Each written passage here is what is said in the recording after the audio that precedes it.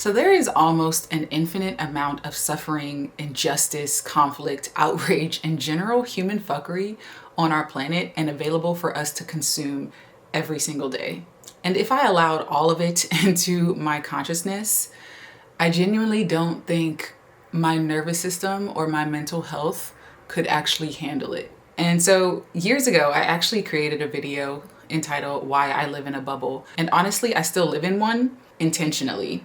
My bubble isn't about pretending that these horrible things aren't happening in the world or difficult things don't exist. It's really about deciding what gets access to my consciousness on an everyday basis. These are some of the ways that I protected my peace and stayed relatively sane in a very chaotic and crazy world. I'm Rachel, and I have fun doing so many things, like playing, singing, dancing, painting, filming, and many more. Cause I'm a Mosaic soul, I'm proud to be me, being both divine and free. The first way that I stay sane, I would attribute very, very largely to my spirituality because it gives me a much bigger perspective on life. I don't primarily experience myself as just this human character, Rachel, although most days I do. I'm usually bouncing back and forth between my consciousness of being this Rachel character and tuning into what I call my soul. I see myself as a soul, an infinite being having this very temporary human experience. And I see that most of the world is comprised of souls having this temporary human experience. And I see Earth almost like a playground. I've felt that way for a very long time. I see it as a playground, sort of a school, a giant holographic experience, right? And I feel like source/infinite intelligence, the word that I use, is experiencing itself through billions of different perspectives and billions of different lives. And just like a giant school, somebody's fighting in the hallway, or somebody's reading a book in the library, or somebody's experimenting in the laboratory, right? Or somebody's playing on the playground, or somebody's learning a very painful lesson or a fun lesson, and somebody's creating something beautiful.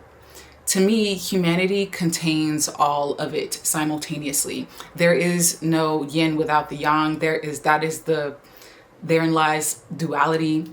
If you look at the 7 laws of Tahuti, which I will not get into this video, but there's just so many things to me that reflect the natural polarities and dualities of this world. And because I feel like humanity and this holographic reality that we experience is an expression of the divine, and because of the ideology of free will or people having the choice to make the choices that they make, it's naturally going to be a mixed bag of experiences. So it's not something that we can necessarily control. And I don't believe in worrying about things that I can't control. So this larger cosmology that I sort of base my belief system on helps me really to contextualize chaos without allowing every chaotic event to become my personal psychological emergency, right? Because I just feel like we're all having human experiences, and that's a part of the journey for there to be good experiences and bad experiences within one person's life as well as amongst other billions of lives, right? And so that's really how I'm able to protect my peace, is because I would say this is the foundation, the bedrock of how I'm able to stay sane, is I have a very strong belief system, a strong sense and connection to my own spiritual beliefs that allow me to just move through life with more ease and less like heartache, right? Like when I think about when I was younger and I was very much so into activism around 18, 19, into my early 20s, I was very much so, bleed hard. Like I wore my heart on my sleeve. I wanted to save the world. I had this ambition that, we got to do something to make the world a better place. And I think that's very much so natural, I think, for new young adults, or even when you embark upon something new, like your belief system changes, you become sort of evangelical or wanting to change or bring about a level of consciousness to the planet or awareness around something that you're passionate about, right? I think that's natural. But as I got older and wiser, I started to understand more things and do more research, and my belief system and understanding of the world naturally expanded, right? So that's really sort of the basis of everything else that I'm going to talk about is in terms of how I'm able to stay sane in this crazy world. And so the second way that I'm able to stay sane is that I intentionally live in a bubble. And what I mean by a bubble is basically I intentionally block out noise, unwanted noise or information or viewpoints or expectations, societal blueprints or things that are expected of me or things that just don't align with my soul or life trajectory. I don't adopt things that make me feel like shit every day. I don't compare myself to other people or their life's trajectories. I know that I'm fully here doing the whole Rachael experience for as long as I'm here for. So I'm not in any type of competition, any race or anything like that. Also, I don't believe every event deserves access to my nervous system, right? I don't watch the news at all every day. I don't watch it at all. I don't read it. I don't need a minute by minute political updates, and people send me, loved ones send me articles and videos all the time that I simply generally don't watch. And it's not because I don't care or I don't love them, but because there is a difference for me between being informed and being psychologically inundated. I can't have all this input, especially with my mind. My mind is literally racing with 1,000,001 ideas all the time. So to then pack on top of it like all the crap that's going on in the world, it just doesn't work for my nervous system. And so I feel like too much noise coming in eventually becomes noise inside of me, right? Like my internal tether to my soul, that inner intuition, whatever you want to call it, that small, still voice that I connect to on a daily basis, would be inundated and clouded if I continue to like consume things that just don't allow me to connect to the source being that I believe myself to be, right? The third way is that I don't confuse awareness with responsibility. And this is very huge. I feel like this was one of the biggest lessons that I learned after kind of coming out of being a hardcore activist. This became like especially important after my early years of activism, right? So I've cared deeply about serious social issues like child sex slavery, women's sex slavery here in Atlanta, homeless, and, all different organizations and things that I've raised money for in my life. But eventually I realized knowing about every atrocity doesn't mean I'm helping solve every atrocity, right? So knowing about the issue doesn't mean that I'm actually helping it, right? And because I come from a background where I wanted to take action, I've raised money, I've let people know about things, I've raised awareness, I've gone to, shelters to help and things of that nature over the course of my life. I realized that, one, my soul's trajectory felt like it was kind of complete with that experience. And two, if I'm not like boots on the ground, like going to know and like be like, for instance, in Gaza, helping the children or the women who are like trying to piece back their lives, whoever survived all that atrocities that went down just recently, or is probably still going on. I have no clue. I'm not aware of what's going on in the world. But if I'm not boots on the ground and helping, I really don't want to know, right? I only know sort of like the cliff notes based upon family and friends who kind of fill me in on the details, or if I feel like a soul urge to know, I'll look it up for myself. But if I'm not actively doing something about it, I just don't feel the need to take that on as my responsibility. And so for me, I ask, is there something I'm actually going to do with this information, right? And is this relevant to my work? Is this relevant to what I'm here to do? And is there another question I ask myself is there an action that I can take, or am I repeatedly consuming suffering? Right? Because there's a difference between awareness and responsibility. And if there's meaningful action available, that's a different thing altogether, and where I feel compelled to do something about that, right? But if not, I don't believe I have a moral obligation to psychologically absorb the suffering of the planet, because it's just not productive, right? Like, it doesn't allow me to live the life that my soul came here to live. Now, other people might feel that differently, and we're all here doing our thing. But, just coming from that background, I just don't feel the need to inundate my consciousness with the suffering of the planet, because the suffering has never ended. Like I was talking to a loved one and they were like, gosh, it's just so much craziness going on in the world. And I was like, I think the difference between the older generation is that a lot of the craziness that was always going on in the world is just coming to light, right? Because of the advent of social media and, you know, technology and things of that nature, we just have access to more information about what's going on around the world. I don't think it's like, oh, as soon as the 21st century hit, humanity has become even more evil. No, I think we've all had evil. We've always had evil on the planet. Like it's never not been evil. I think it's just now we have cameras and video phones and things of that nature to actually document the evil. So we are just more aware and inundated with how much atrocities do go on in the world. And so I enact my bubble to protect my nervous system, my mind, my body, and my spirit, to focus in on the things that I'm here to do. Because if my soul doesn't feel called to go help XYZ cause or XYZ thing, then that I feel that that's not in my soul's trajectory. You know what I mean? Whereas some people do feel called to do stuff, right? So it's just all about alignment for me. The fourth way that I stay sane in this crazy world is that I protect my attention, because I believe attention is creative, right? Where you focus your attention, that energy grows, right? So what I repeatedly focus on affects my emotional state, my thoughts, right? My expectations, what I notice, how I experience myself and others. So within my spiritual framework, I believe that what we focus upon expands in our subjective experience, right? So things like I believe in manifestation, the law of assumption, right? The laws of Tahuti, conscious creation, right? Quantum physics, right? Whatever language resonates, right?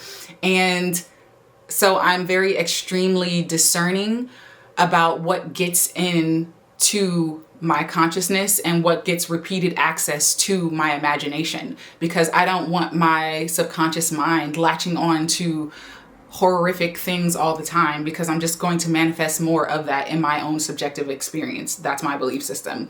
So I don't want somebody else's outrage algorithm programming my internal world. You know, it's very, very a delicate balance to be aware of what's going on in the world, and then to be able for me as an artist to translate that into the work that I do or the content that I create, and how it's affect or shape the way that I want to create in the world, right? And because I'm conscious and aware of that, I am very intentional about what I do and don't consume, because life is limited and I'd rather feel good more than bad every day. So that's also part of it as well. And the fifth way that I stay sane is that I don't deny reality. I choose where I live inside of it, right?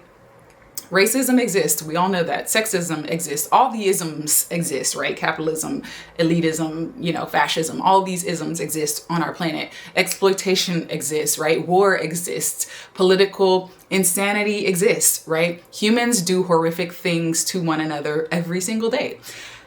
And simultaneously, yet, people fall in love, people have babies laugh, right? Artists make breathtaking things, strangers help one another, strangers, help heal the sick, right? Miracles happen, forests grow, right? Somebody is writing an incredible song or an incredible novel, right? Somebody is healing, right? Somebody is sitting behind the ocean having the best fucking day of their life, right? Both realities exist, right? And this is something that I'm very aware of.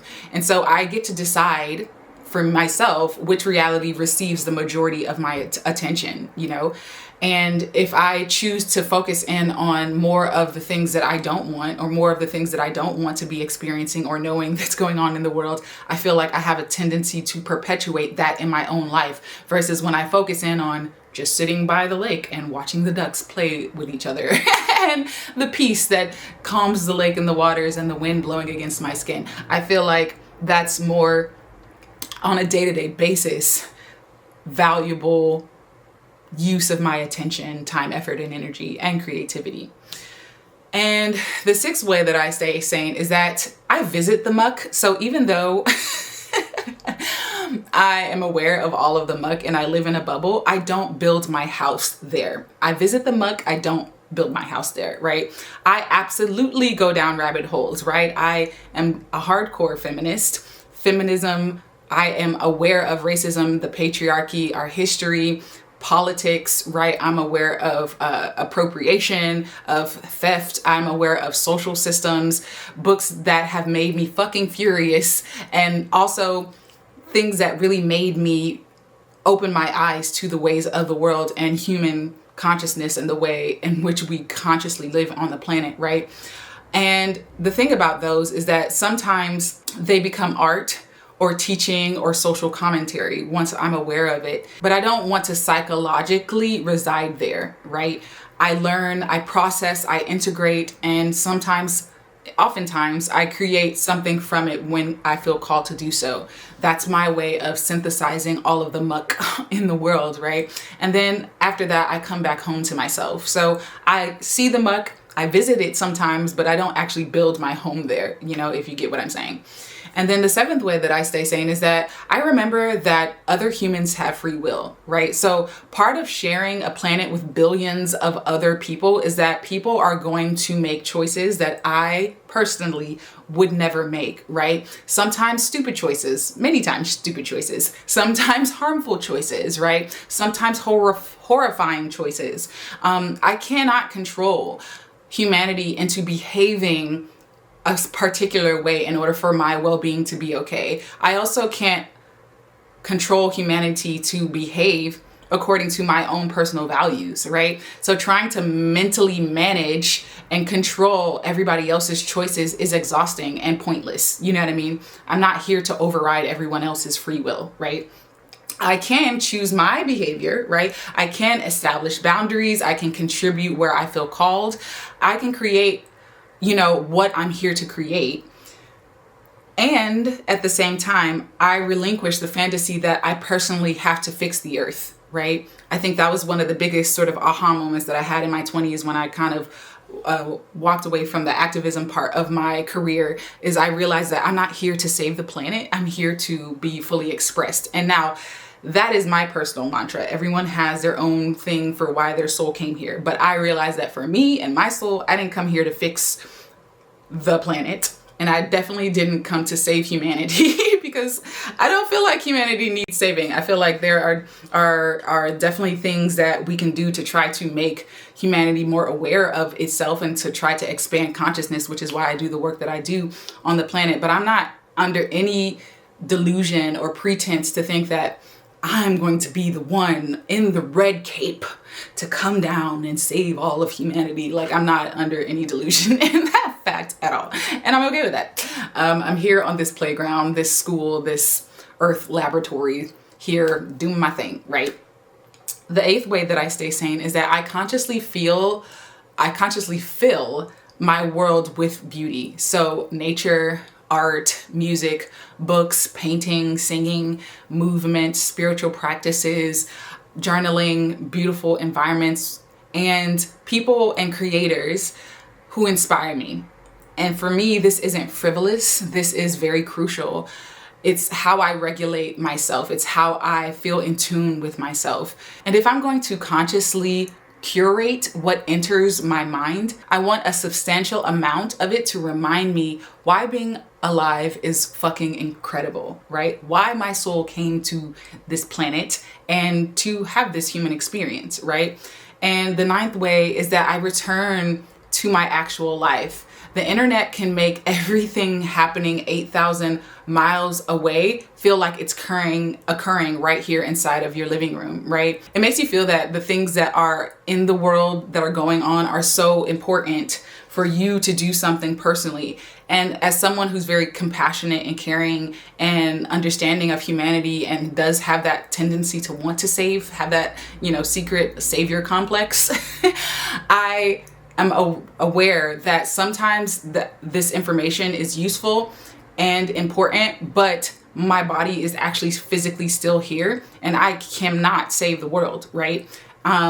So for me, how I return to myself is I am always aware of the present moment awareness. Hats off to Eckhart Tolle. He was definitely an initiator for me in my late teens and understanding presence and present moment awareness. But I ask questions like, what's happening in this room right now? What can I control, right?